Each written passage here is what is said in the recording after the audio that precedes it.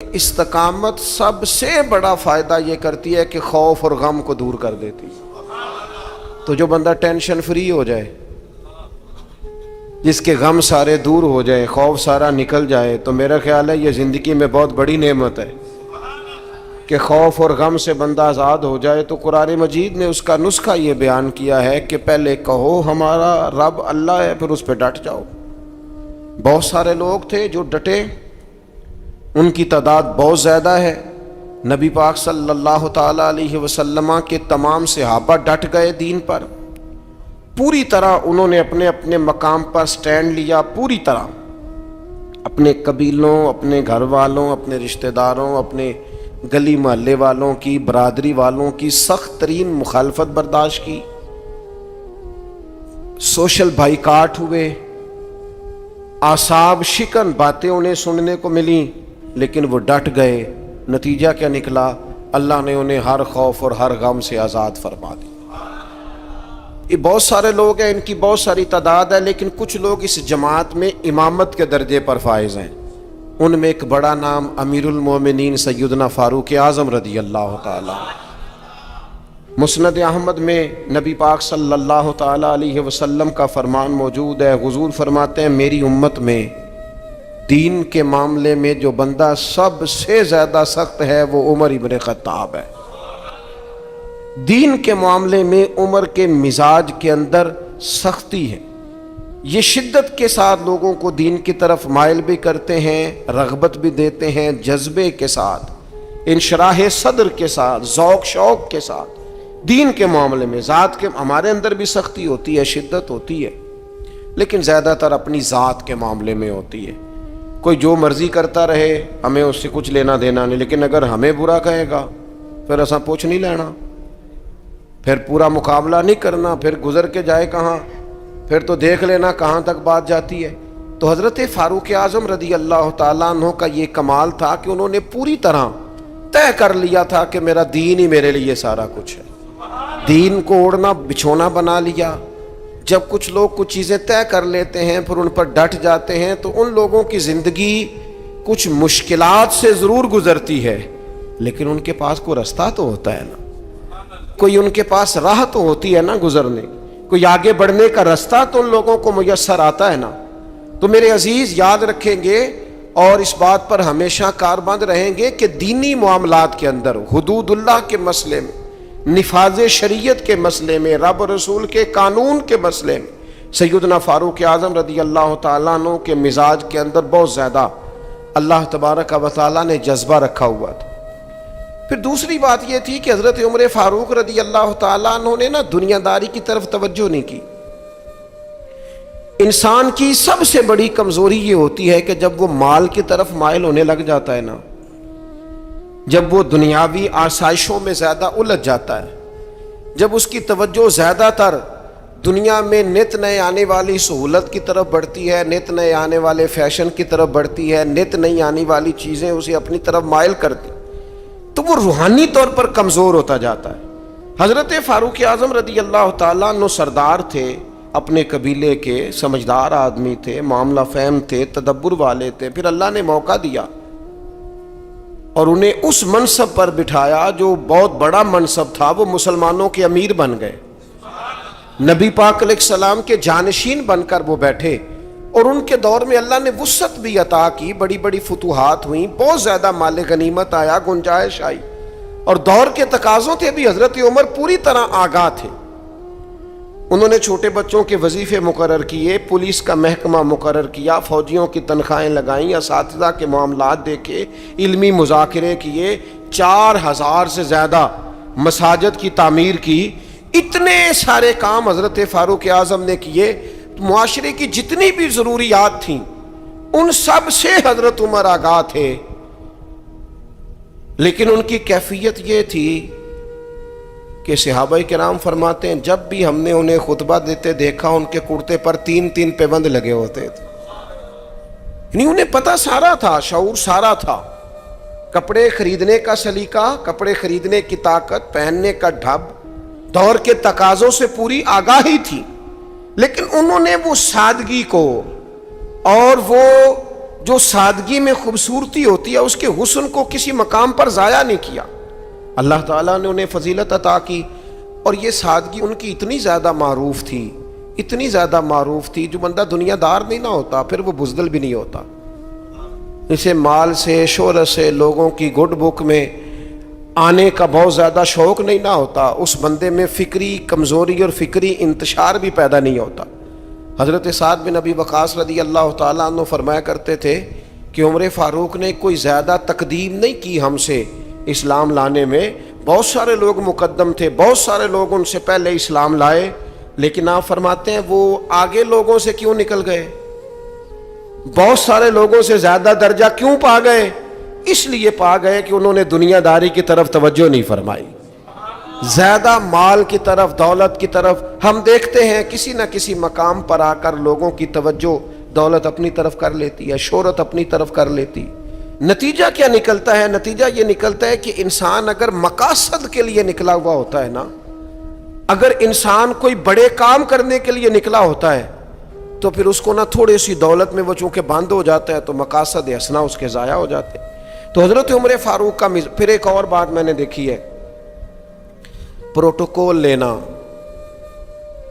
شان بتانا اور اپنے لیے مفت کا اعزاز مانگنا, یہ بہت سارے لوگوں کا وتیرہ بن گیا.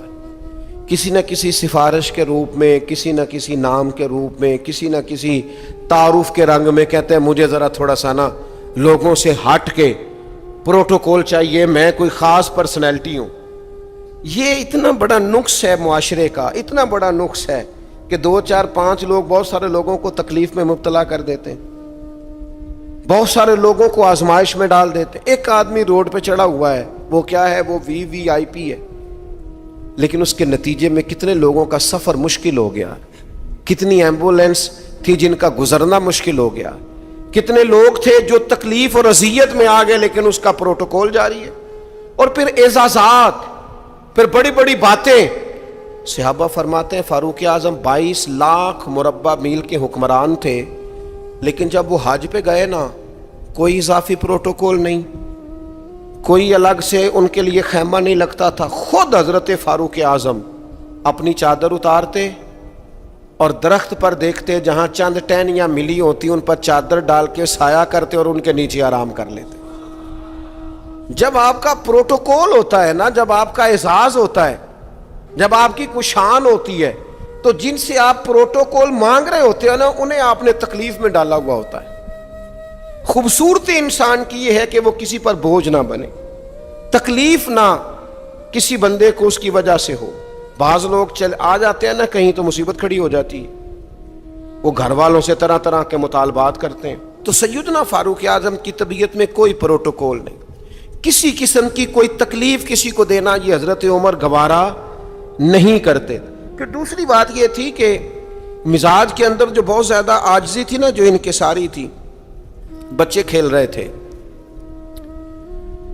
اب بچے چھوٹے چھوٹے کھیل رہے ہیں اور ایک آدمی جو امیر المومنین ہیں, جو 22 لاکھ مربع میل کے حکمران ہیں, وہ آ گئے حضرت عمر. تو بچے ان کو دیکھ کے دوڑ پڑے, کھجوریں بچے کھا رہے تھے. تو حضرت عمر قریب گئے تو ایک بچہ کھڑا رہا. آپ فرمانے لگے بھائی تم کھجوریں توڑ رہے تھے؟ انہوں نے کہا نہیں حضور ہم کھجوریں نہیں توڑ رہے تھے, بلکہ جو گری ہوئی تھی وہ ہم نے اٹھا کے کھائی ہیں. حضرت عمر نے تھپکی دی. اب وہ بچہ چھوٹا سا کیا کہتا ہے حضرت عمر سے. آپ شخصیت کا قد کاٹ دیکھیں, وقار دیکھیں, مقام دیکھیں, لیکن وہ چھوٹا بچہ عرض کرتا ہے امیر المومنین یہ میں نے نا کھجوریں بڑی مشکل سے زمین سے جمع کی ہیں. وہ جو کونے پہ سامنے بچے کھڑے ہیں بڑے شرارتی اور تیز ہیں, اور وہ اس طاق میں کھڑے ہیں کہ میں ان کے قریب سے گزروں گا تو وہ میری کھجوریں چھین لیں گے. حضور اب میں کیا کروں؟ تو حضرت عمر کہنے لگے کرنا کیا ہے, میں تیرے ساتھ چلتا ہوں, تجھے گھر چھوڑ کے آتا ہوں. یعنی اتنا ٹائم ہے اتنے بڑے آدمی کے پاس کہ ایک بچے کو کہے چل تجھے گھر چھوڑ کے آؤں. حضرت فاروق اعظم رضی اللہ تعالیٰ عنہ اس بچے کے ساتھ ساتھ چل رہے. کئی گلیاں گزر کر, کئی محلے گزر کر اس کا گھر آ گیا. کہنے لگے پتر اب تو گھر پہنچ گیا, مجھے اجازت ہے میں جاؤں. کسی جگہ مزاج میں, کسی کونے میں, کسی جگہ یہ بات نہیں پیدا ہونے دی کہ میں کوئی چیز ہوں. ہمارے ہاں بہت سارے لوگ ہیں 6 تو کارڈ رکھے ہوئے ہیں, حضرت فاروق اعظم رضی اللہ تعالیٰ عنہ کے مزاج کے اندر یہ حسن تھا، یہ خوبصورتی تھی۔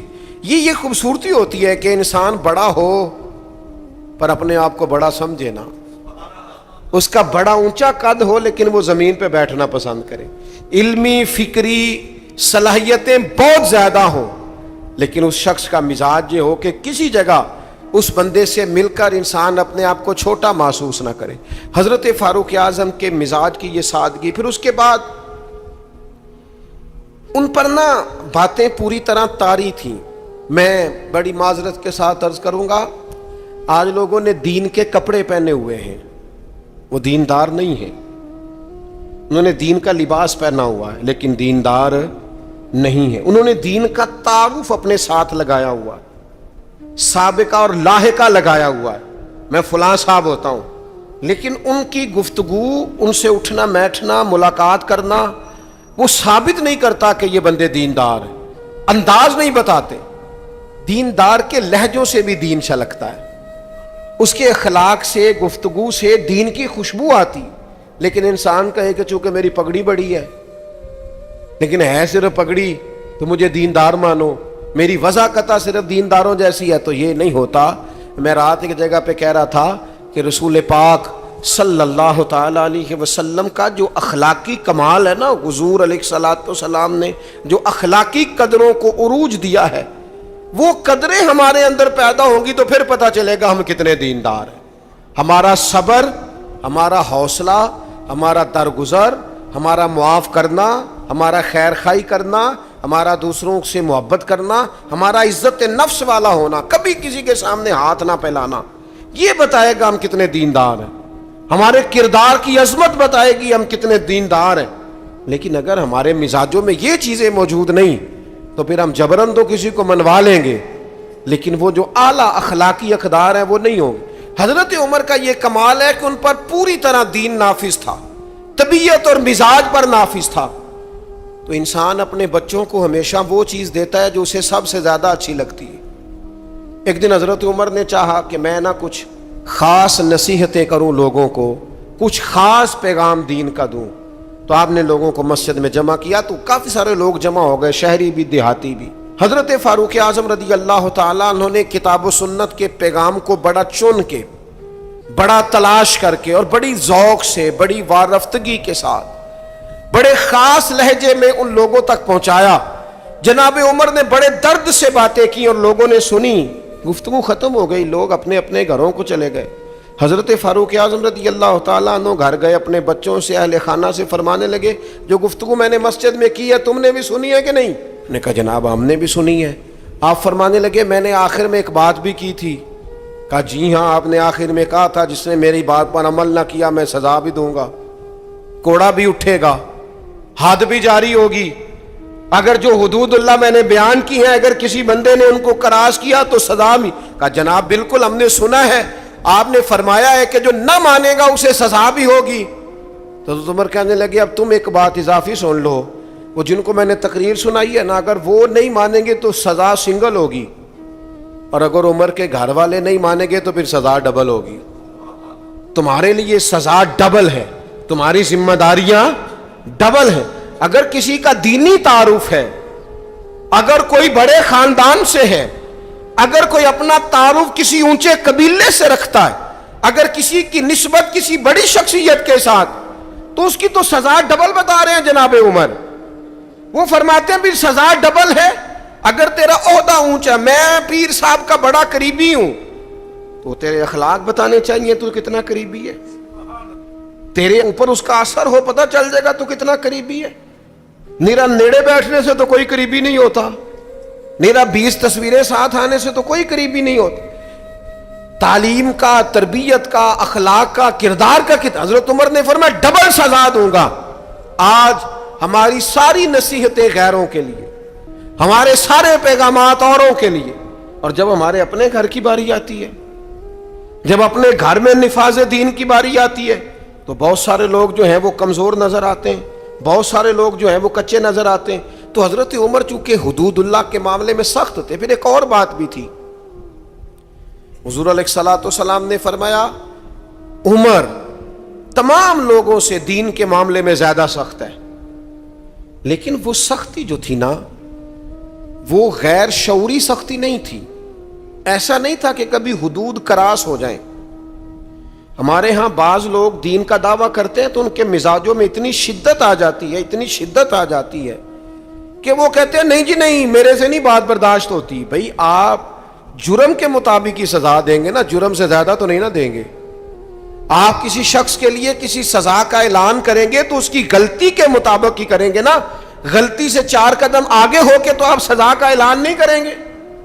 بعض لوگ 2 قدم آگے بڑھ کے لوگوں کو سزا دینا چاہتے ہیں. بعض لوگ ایسے ہوتے ہیں جو اس معاملے میں اتنے شدت پسند ہو جاتے ہیں کہ وہ بھی زیادتی کر جاتے ہیں.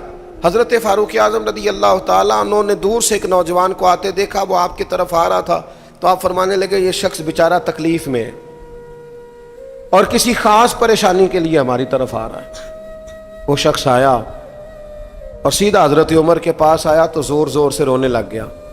میں خاص بات کرنے لگا ہوں، یہ میرا کلام ذرا بڑوں سے ہے، بڑوں سے. ابا جی کو چاہیے بچہ جتنی غلطی کرے نا اتنا ہی ڈانٹے، وہ پھر 6 ہفتے نہ ڈانٹنا شروع کر دیں. استاد صاحب کو چاہیے کہ جتنی بچے کی کمزوری ہے نا، مجھے پتہ ہے سب سے زیادہ کس بات سے تکلیف ہوتی ہے.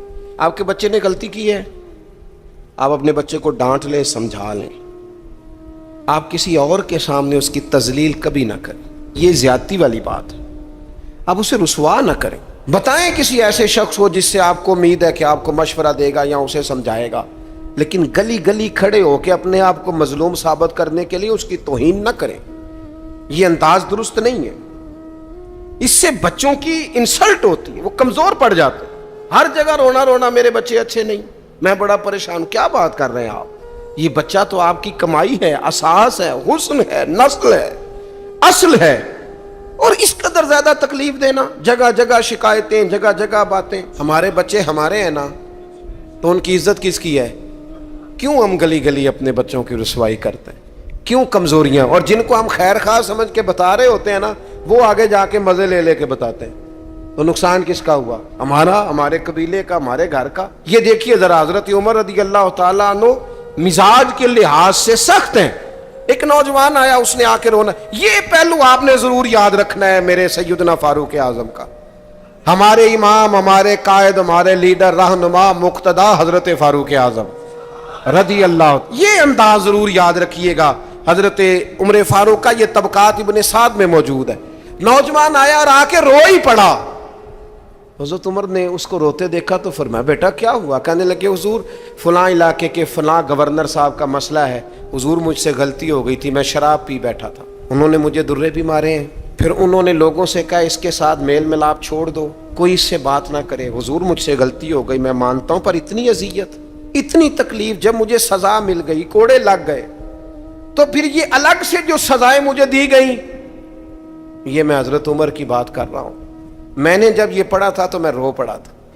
حضرت فاروق اعظم نے اس نوجوان کی بات سنی. سنو میں کیا کہہ رہا ہوں. اس گناہگار کی بات سنی، اس گناہگار کی بات سنی تو حضرت عمر رو پڑے اور فرمایا بلاؤ نا ان گورنر صاحب کو. وہ بھی بڑے سمجھدار، باوقار، بڑے آدمی تھے. بلایا اور بلا کے فرمایا آپ کا اس جرم پر غصہ بالکل ٹھیک، لیکن آپ کو کس نے اجازت دی کہ آپ اسے اتنی تکلیف دیں؟ آپ نے کوڑے مار لیے جو سزا بنتی تھی. اور پھر آپ نے کیوں کر کے لوگوں سے کہا اس سے ملنا جلنا چھوڑ دیں؟ فرمایا اب میں آپ کو حکمن کہتا ہوں، اگر آج کے بعد آپ نے کوئی ایسا کام کیا تو میں آپ کو سزا دوں گا. فرمانے لگے آپ نے کہا تھا نا لوگ ان سے ملے جلے نہ. فرمایا اب آپ ہی لوگوں سے کہیں ان سے ملاقات شروع کریں.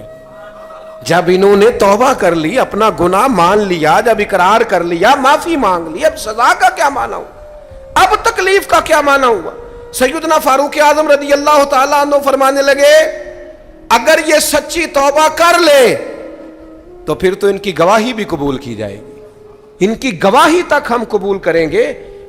وہ کسی نے کہا تھا الجھے الجھے بکھرے بکھرے روز و شب دیکھے گا کون، لوگ تیرا جرم دیکھیں گے سبب دیکھے گا کون. لوگ معافی نہیں دیتے، لوگ درگزر ہی نہیں کرتے. انسانوں سے غلطیاں ہو جاتی ہیں، لیکن اگر کسی نے توبہ کر لی اور صحیح حدیث میں موجود ہے، نبی پاک علیہ السلام نے فرمایا اگر کبھی کسی بندے سے کوئی گناہ ہو گیا پھر اس نے توبہ کر لی، اگر کسی نے اس بندے کو دوبارہ وہ گناہ یاد کرایا تو اللہ تعالیٰ اس بندے کو یاد کرانے والے کو سزا دے گا، مرنے سے پہلے پہلے اسے بھی اس گناہ میں مبتلا کر دے گا۔ تو حضرت عمر نے فرمایا تم نے 2 قدم بڑھ کے اذیت دی۔ وہ اعتدال میں رہنے کے قائل تھے، وہ نفاذ دین کے معاملے کے اندر حدود و قیود کے قائل تھے۔ ہم شدت پسندی کرتے ہیں، 2 قدم آگے۔ اور پھر حضرت عمر کی خواہش کیا تھی، میں بات سمیٹنے لگا ہوں۔ ایک بڑی خاص بات جو بڑی طبیعت کو بھاتی ہے، اس پر آپ نے ضرور غور کرنا ہے۔ سیدنا فاروق اعظم ایک دن صحابہ کے بیچ بیٹھے تھے۔ ہمارے ہاں لوگ پتہ کیا کہتے ہیں، وہ کہتے ہیں پیسہ آ جائے، کاروبار چل جائیں، فیکٹریاں لگ جائیں اور معیشت اور معاشرت کے مسائل حل ہو جائیں، کاروبار وسیع ہو جائے، کھیت کھلیان کھل جائیں تو شاید انقلاب آ جائے گا۔ انقلاب ہمیشہ اچھے لوگوں سے آیا کرتا ہے۔ فیکٹریوں کے بہتر ہونے سے زیادہ ضروری یہ ہے کہ قوم دیانتدار ہو جائے۔ کاروبار تو چل ہی جائے گا لیکن اس سے پہلے ضروری یہ ہے کہ لوگ جد و جہد والے ہو جائیں، اخلاق والے، عبادت والے ہو جائیں۔ حضرت عمر بیٹھے تھے صحابہ کے درمیان، فرمایا بھئی اپنی اپنی خواہش کا اظہار کرو۔ تو ایک صحابی کہنے لگے میرا دل کرتا ہے میرے پاس بہت زیادہ سونا چاندی ہو، سارا اللہ کے راستے میں خیرات کر دوں۔ تو حضرت عمر کہنے لگے آپ کی خواہش بڑی شاندار ہے، آپ بھی کوئی خواہش کیجیے۔ تو دوسرے صحابی عرض کرنے لگے، انہوں نے سونا چاندی کہا، میرا دل کرتا ہے ہیرے جواہرات ہوں اور زمین ہیرے جواہرات سے بھر جائے اور میں ایک تنکا بھی بچا کے نہ رکھوں، سارا اللہ کی مخلوق میں تقسیم کر دوں۔ سب اپنی اپنی خواہشات بتاتے رہے۔ حضرت عمر رضی اللہ تعالیٰ عنہ فرمانے لگے تم سب کی خواہشات بجا ہیں، لیکن اگر مجھ سے پوچھو نا تو میرا دل کرتا ہے زمین بھر جائے حضرت معاذ ابن جبل جیسے لوگوں سے، میرا دل کرتا ہے زمین بھر جائے حضرت ابو عبیدہ بن جراح جیسے لوگوں سے، میرا دل کرتا ہے زمین بھر جائے حضرت سالم مولا جیسے لوگوں سے، میرا دل کرتا ہے ان جیسے لوگوں سے زمین بھر جائے اور میں ان سب کو اللہ کی فرما برداری کے کاموں میں لگا دوں۔ رجال کار پیدا ہوں، اچھے لوگ پیدا ہوں، مردان خدا پیدا ہوں، وہ لوگ پیدا ہوں جن کے کردار کی خوشبو سے زمانہ مہک اٹھے۔ حضرت عمر فرمانے لگے میرا جی چاہتا ہے ان لوگوں سے زمین بھرے اور ان لوگوں کو ہم اللہ کی فرما برداری میں لگائیں۔ تو حضرت عمر نے ہمیں یہ سبق پڑھایا کہ چاندی اور سونا بڑا آ جائے، دودھ اور شہد کی نہریں بھی بہہ جائیں، لیکن اگر دیانتدار قیادتیں ہی موجود نہ ہوں، اگر قوم امانت داری سے، تقوی سے، محنت سے، جد و جہد سے آ رہی ہو تو انقلاب کیسے آئے گا؟ ہمیں سبق دیا کہ رجال کار تیار کرو، تعلیم و تربیت کے ساتھ ایسے لوگوں کو تیار کیا جائے جن کا اخلاق دین کے مطابق ہو، کردار دین کے مطابق ہو، سوچوں پہ اللہ کے خوف کا پیرا ہو، ان کی زندگی نکھری ہوئی ہو، سجی ہوئی ہو، سنوری ہوئی ہو۔ ایسے لوگ جب امت تیار کرنے میں کامیاب ہو جائے گی، مزاج بن جائے گا، پھر دیکھیں گے کہ انقلاب کس عظمت کے ساتھ، کس بلندی کے ساتھ آتا ہے۔ ان اعلیٰ کردار والے لوگوں کو تیار، اور وہ اعلیٰ کردار والے لوگ تیار کیے جا سکتے ہیں، اپنے ادارے میں تیار کیے جائیں، اپنی خانقاہ میں تیار کیے جائیں، مسجد میں تیار کیے جائیں، کچھ نہ ہو سکے تو اپنے گھر میں اپنے بچے تیار کیے جائیں، ان کو کردار کی بلندیاں اور عظمتیں سکھائی جائیں۔ یہ بات، یہ ابلاغ اگر آگے ہونے لگ جائے تو پھر شعوری بلندی اور شعوری پختگی آئے گی۔ یکم محرم الحرام سیدنا فاروق اعظم رضی اللہ تعالیٰ عنہ کا یوم شہادت ہے۔ کوشش فرمائیے گا اپنے اپنے گھروں میں، اپنے اپنے علاقوں میں حضرت عمر کی یاد منانے کی کوشش کی جائے، ان کا تذکرہ کیا جائے، ان کی باتیں چاند سے زیادہ ٹھنڈی، سورج سے زیادہ روشن ہیں، ان کی باتیں اللہ کے لشکروں میں سے لشکر ہیں، ان کا تذکرہ ہمیشہ خوشبودار ہے، ان کی گفتگو ہمیشہ دینی جذبہ پیدا کرتی ہے، ان کی باتیں انسان کو اللہ کی اطاعت اور فرما برداری کے قریب لاتی۔ حضرت فاروق اعظم رضی اللہ تعالیٰ عنہ کے تذکار جمیلہ سے، ان کی گفتگو سے، ان کی باتوں سے اپنے دل کو بھی ٹھنڈا کیا جائے اور اپنے ماحول کو بھی خوبصورت بنایا جائے۔ اللہ تعالیٰ ہمیں ان بزرگوں